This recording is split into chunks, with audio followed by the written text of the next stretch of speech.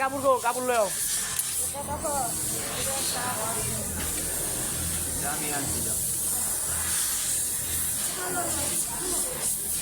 কয় মিনিট খাবো এসকে এটাই দেখুন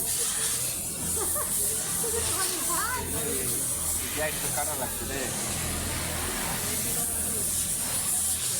গাড়ি পাবো গাড়ি পাবো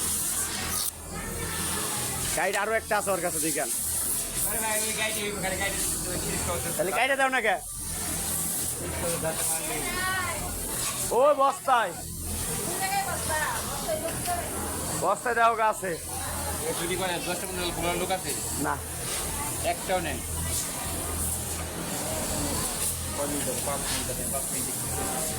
কে 5 মিনিট কোন মুখি লাগাবো কি করবো